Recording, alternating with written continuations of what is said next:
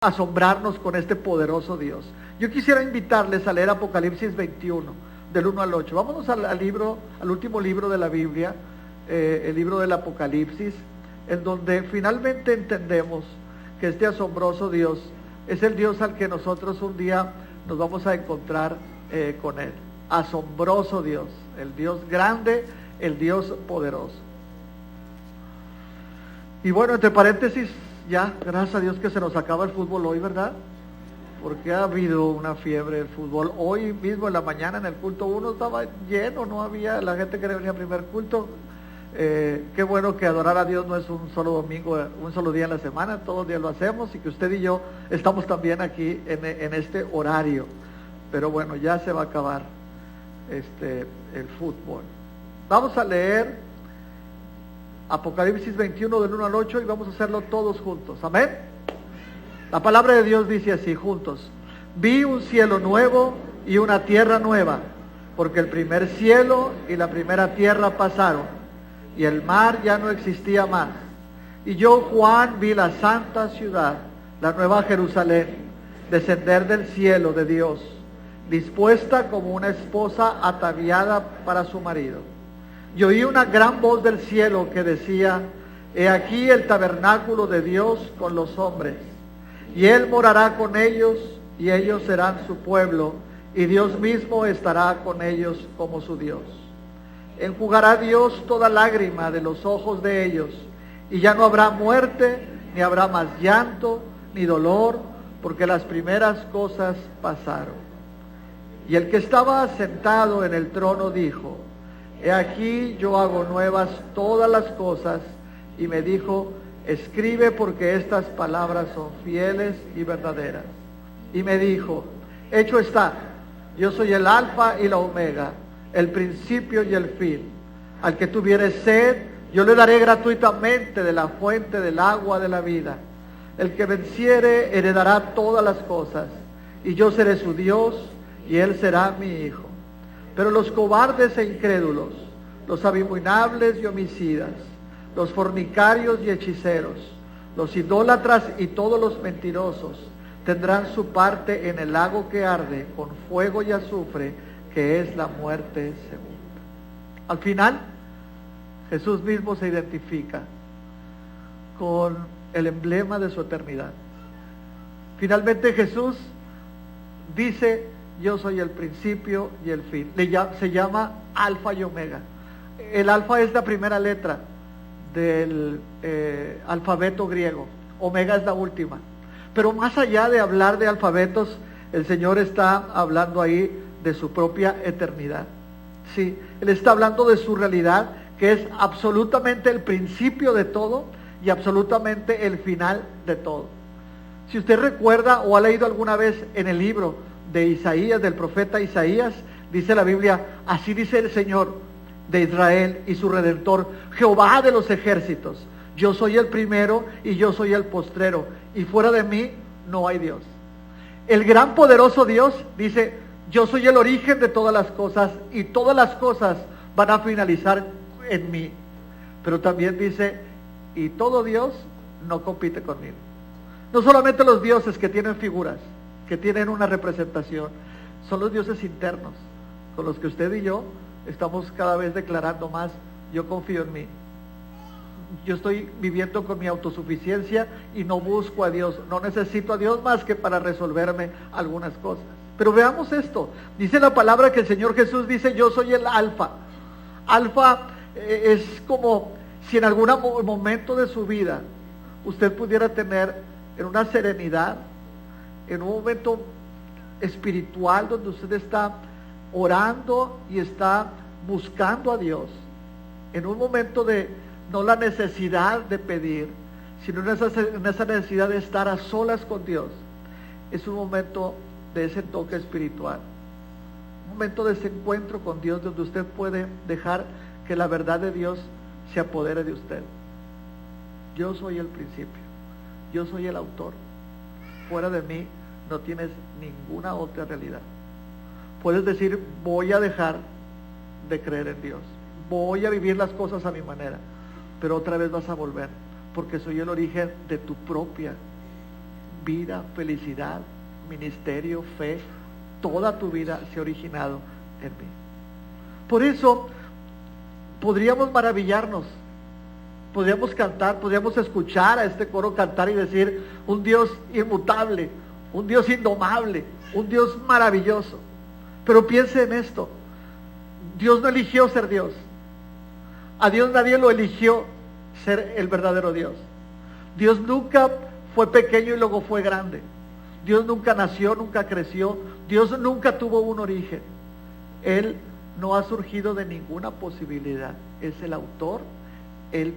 Dios puede vivir, existir de su propia naturaleza sin necesitar a nadie ni a nada. Por eso yo le invitaría a considerar: ¿cómo es esto de que yo acepto a Cristo? Yo creo en Dios. Estamos hablando de la magnificencia más grande que haya visto en la vida. Si usted es de los que acostumbra ver ese canal de televisión del Discovery Channel, y que se impresiona por lo que ahí ve, el descubrimiento que acaban de hacer, y lo montan como algo lo más grandioso que el hombre ha podido descubrir o desarrollar, siempre piensa en esto: mi Dios es el alfa, es el origen de todo. Mucho antes de cualquier descubrimiento, no solamente ya estaba esa realidad, sino antes estaba presente la realidad de Dios. Ha existido Dios siempre. Dios entonces es el alfa, dice la palabra, para que nosotros podamos entender la clase de Dios en el que usted está confiando. ¿Quién la levantó de la enfermedad? ¿Quién lo ha sostenido en este problema? ¿Quién es el que usted puede caminar detrás de él, obedecer su voluntad y usted decir: este es el Dios poderoso en el que descansa mi vida? Sí, pero el Señor Jesús dice también: yo soy el Omega. Y esta es la verdad que completa la magnificencia de lo que podemos entender de Dios. No solamente Dios es un Dios eterno hacia atrás, sino es un Dios que jamás va a tener un fin. ¿Saben lo que es eso? Es bien difícil comprenderlo. Todo lo que usted vive, lo que nosotros vivimos en el día, tiene un principio y un final. Todo, nuestra propia existencia diaria. Me levanto y termino en el día. Dios no. Especialmente en este texto queda sentado lo que dice Dios de sí mismo: jamás voy a tener un momento en donde pueda dejar de existir. También dice la palabra en Apocalipsis 21:6: yo soy el alfa y el omega, el principio y el fin. También más adelante, en los versículos 5 al 8, usted tiene ahí una lectura que ya hemos leído y que nos indica por qué Jesús está diciendo: si es difícil para mí y para usted comprender una eternidad de Dios, una existencia siempre permanente de Dios, bueno, Dios lo quiere hacer accesible para entenderlo.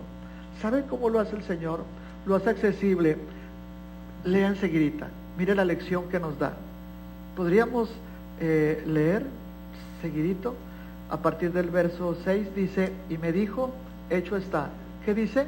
Yo soy el alfa y el omega y el principio y el fin. Espérame, como para que lo podamos entender mejor, sigamos leyendo. Al que tuviere sed, yo le daré gratuitamente de la fuente del agua de la vida. El que venciere heredará todas las cosas, y yo seré su Dios y él será mi hijo. Ahí quedémonos. ¿Sí? Entonces Dios dice, en términos tuyos, en lo que tú puedes entender, la forma de saber por qué voy a ser yo el omega es la determinación tuya hacia dónde te diriges. Realmente es el final, pero en dos finales. ¿Ha visto usted una película en el cine con un final? Y luego en el DVD que compra dice final alternativo. Hay otro final que usted no vio, pero que también se grabó. Jesús dice, hay un final, yo soy. Pero hay dos finales en donde a donde puedes dirigirte. El texto deja claro que Jesús es el omega, pero hay dos sentidos distintos para usted y para mí. Es importante seguir a Cristo, es importante confiar en Cristo. ¿Por qué? ¿Qué es lo que marca la diferencia? Pues la diferencia la marca la sed. A los sedientos y que han bebido del agua que yo les he dado. Jesús dijo, ¿verdad? De tu interior correrán ríos de agua viva. Pero luego más adelante, aquí en Apocalipsis, lo leímos, Jesús dice, y a los que no tienen sed, a los que son mentirosos, asesinos, idólatras, a esos también hay un fin para su sed. ¿Sí? No nos gusta hablar mucho de esto. Yo no sé hace cuánto usted medita o piensa en esto, pero la Biblia habla de una eternidad para los que no creyeron en Cristo, para los que no tuvieron sed de Cristo, y llama infierno. Dice el texto que es un lago de azufre y de ¿qué? Y de fuego. Es real. La Biblia nos enseña en ese capítulo 22, lo voy a leer solamente, el capítulo 21, perdón, al final, verso 8, dice, y todos los mentirosos tendrán, dice, su parte en el lago que arde con fuego y azufre, que es la muerte segunda. En primer lugar, el texto deja claro que Jesús se está refiriendo todavía más a una advertencia y a una invitación. ¿Ha pensado usted en la eternidad de Dios? ¿Pero ha pensado usted a dónde se dirige usted en esa eternidad? ¿Hacia dónde va? Uno, dice el texto que el Señor Jesús da al que tuviere sed, yo le daré gratuitamente de la fuente del agua de la vida. ¿Cuál es la recompensa de haber tenido sed y de haber bebido de esa agua? El verso 7 dice, le voy a dar todas las cosas, yo voy a ser su Dios y él será mi hijo. Jesús, en su eternidad, en su grandeza, ¿se acuerda cómo dice la Biblia? Todas las cosas fueron puestos debajo de los pies de Cristo. O sea, toda la autoridad la tiene Él. No hay nadie que esté por encima de la cabeza de Jesús. Bueno, dice la palabra, en esa eternidad y poder y autoridad de Jesús, dice, hay maneras en cómo podemos acercarnos o alejarnos. La sed es indispensable.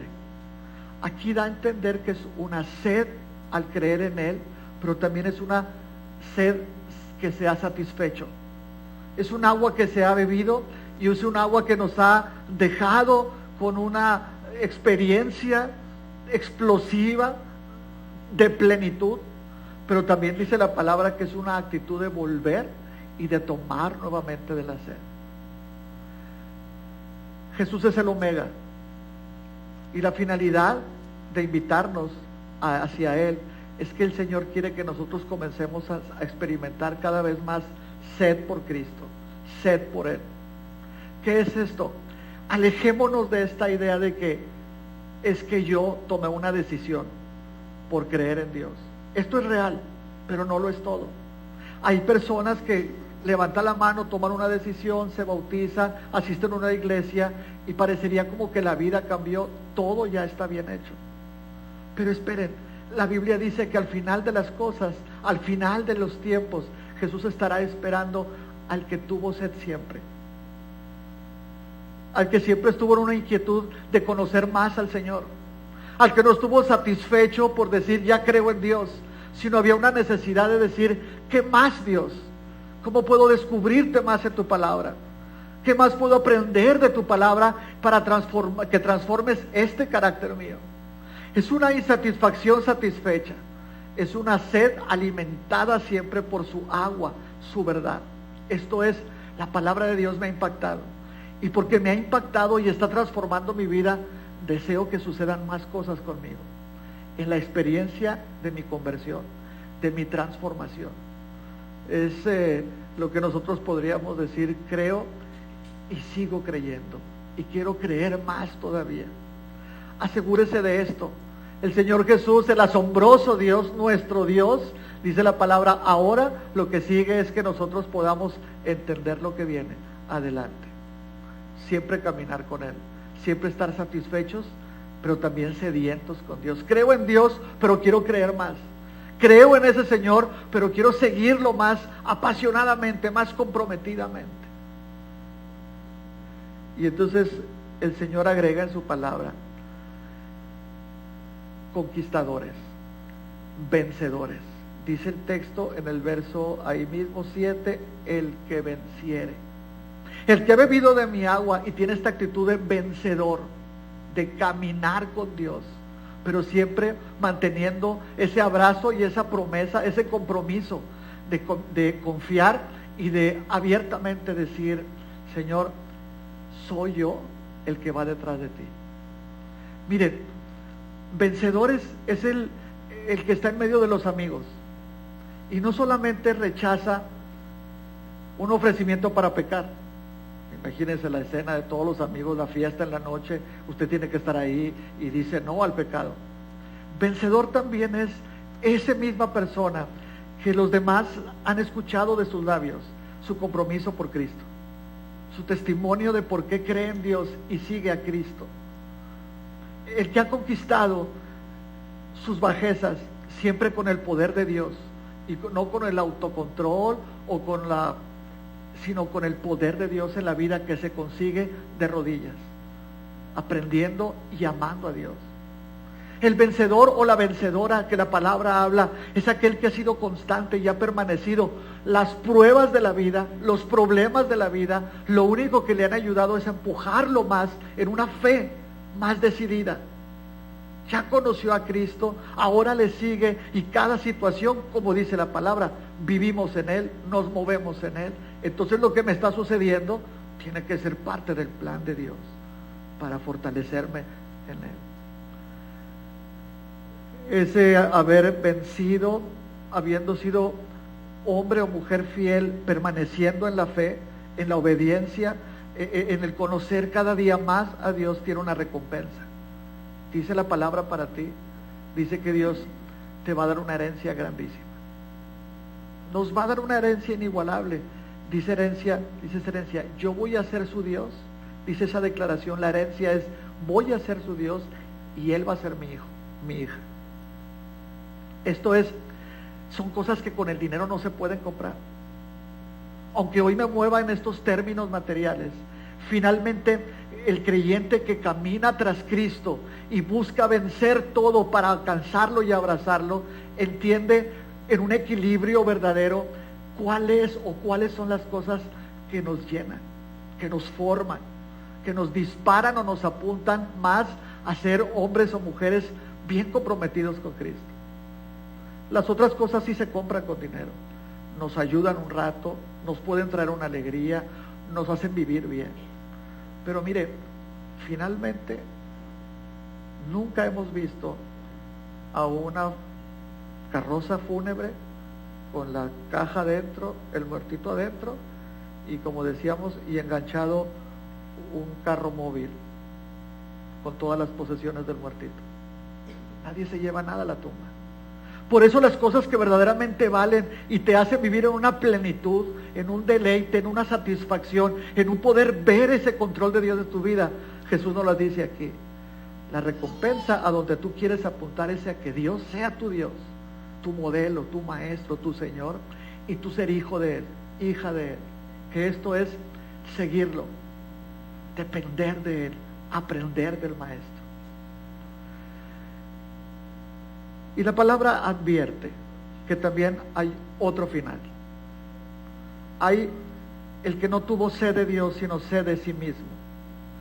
El que no tuvo sed de conocer más a Dios, sino ahuyentar más a Dios con su propia actitud de autosatisfacerse, de que yo sé cómo llevo mi vida, de que yo sé lo que quiero de mi vida, y entonces pues siempre hay el control de uno mismo. ¿Qué dice la palabra como ejemplos? Dice la palabra, y fíjense cómo habla de los vencedores, a los cuales se les heredará algo, e inmediatamente dice, pero a los cobardes. Y esto me hace mucho ruido, porque tiene que ver de aquellos que niegan a Jesús. Aquellos que pueden aquí y en el ambiente cristiano aparentar tanto testimonio cristiano, pero en otros ambientes y en otros modelos somos los más fríos o mundanos. Cobardes llama la palabra, y llama incrédulos, llama abominables y homicidas, llama fornicarios y hechiceros, y dice también idólatras. Si inicia esa breve descripción con el cobarde o la cobarde que niega a Cristo públicamente o con su propio testimonio, porque finalmente Pablo le decía a los hebreos que estorbaban para que otros creyeran en Dios. Las palabras siguen para nosotros. Ese mal testimonio. Hace poco platicaba con una familia que el yerno, que no es creyente en Cristo, se casó con esa chica cristiana. Han pasado años y años y nunca ha tenido un interés o dado un paso de interés en la fe. Y la muchacha, la esposa, decía, y yo sé quién ha estorbado en esto, pastor. Dice, no he dado el mejor testimonio. Por eso mi marido no ha creído. La Biblia habla cobardía al no poder poner en primer lugar tu prioridad de seguir a Cristo, de abrazarle y ser formal en tu compromiso. Al final, lo último que dice la palabra les llama idólatras. Esto es, yo soy mi Dios, yo soy mi propio Dios, yo soy mi propia autoridad, yo soy el que busco una autosatisfacción con lo que compro, con lo que tengo, con lo que apunto en mi trabajo, con mi familia. Yo soy el centro de mi vida. Si Dios dice esto, qué lindo Dios, yo creo en Dios, pero yo decido otra cosa. Esta es mi vida.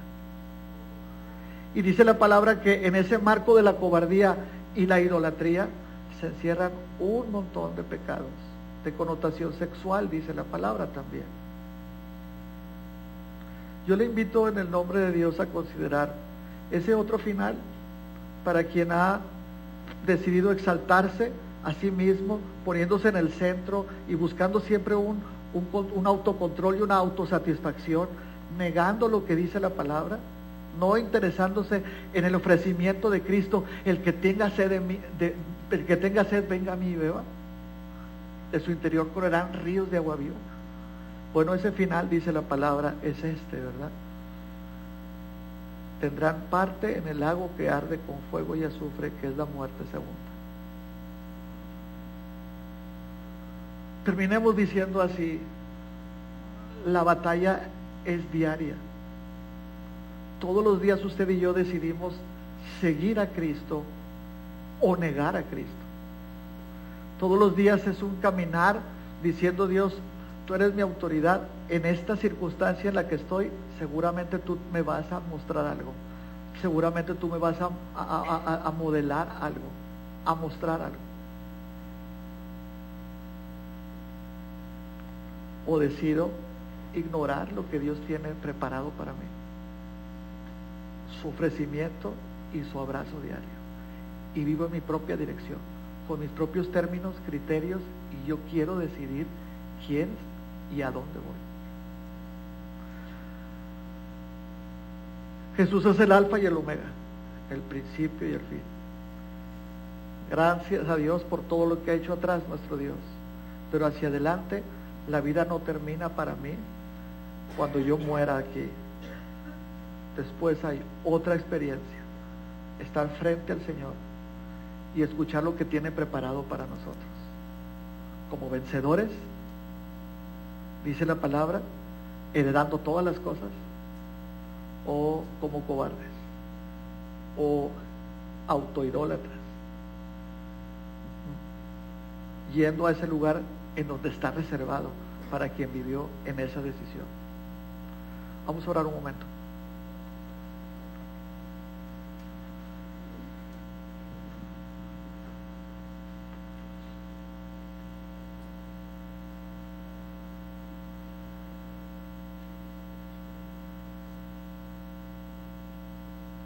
Yo quiero, antes de irnos, dejarles esta invitación. Si hay alguien aquí que quiera decirle al Señor Jesucristo,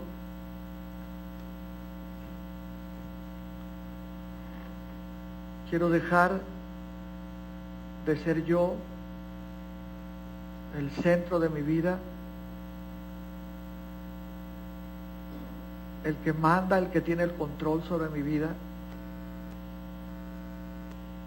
y quiero comenzar a tener sed de ti, Dios. Te entrego mi vida.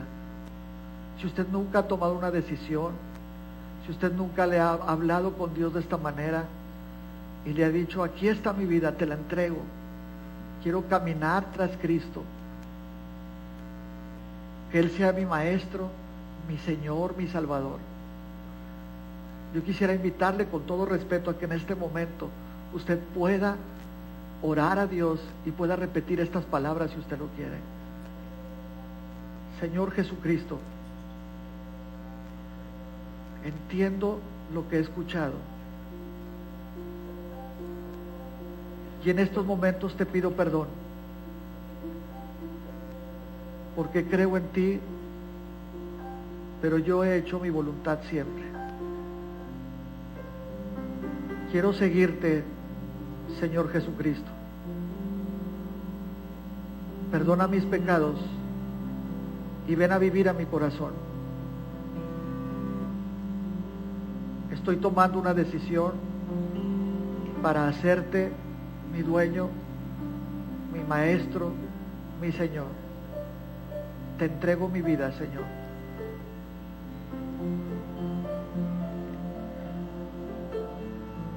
Y también quiero invitarle a usted que conoce la Biblia, pero que está siempre tomando esa decisión de hacer su voluntad. ¿Sabe? La Biblia dice que al final de los tiempos lo que cuenta es esto: haber sido vencedor o haber claudicado. Al haber querido abrazar a Dios, cueste lo que cueste, someternos a Él, cueste lo que cueste, o ser un cobarde, un idólatra de sí mismo. Yo te invito a que puedas orar a Dios y decirle: Dios, dame más sed de ti y más decisión. Quiero tomar esta decisión de seguirte radicalmente, con más pasión y entrega, Dios, para ti. Perdóname porque caigo en ese juego, Dios, y yo soy el que gobierno mi vida. Gobierna mi vida tú. Y empújame, Dios, empújame a obedecerte. Si hay alguien aquí en esa decisión de haberle dicho al Señor Jesucristo: ven a vivir a mi corazón, me consagro en este momento a ti, ven a vivir a mi corazón, yo te invito a que ahí donde esté, usted levante su mano. Usted está recibiendo a Cristo en su corazón en ese momento. Dios te bendiga, gracias a Dios. Dios le bendiga, gracias a Dios. Y si hay alguien aquí que ha tomado esta segunda decisión diciendo: yo le he pedido a Dios más sed por Él, más decisión voy a tener para seguir a Cristo, no quiero claudicar o quedarme a mitad de camino, quiero abrazar con más pasión al Señor y decididamente hacerlo mi Señor y mi Maestro. Si estás en esa decisión, hermano, hermana, ponte de pie ahí en tu lugar. En el nombre de Jesús te pido, ponte de pie. Amén. Eso. ¿Dónde estamos así juntos? En el nombre del Señor, bendito Dios, gracias por esto. ¿Quieres ponerte de pie? Vamos a cantar juntos así. Nuevas fuerzas tendrán los que esperan en Dios. Esperaremos en Dios, esperaremos. Nuevas fuerzas tendrán los que esperan en Dios. Esperaremos en Dios, esperar en Dios. Reinará por siempre nuestro fuerte libertador. Eres el infinito Dios, el infinito Dios.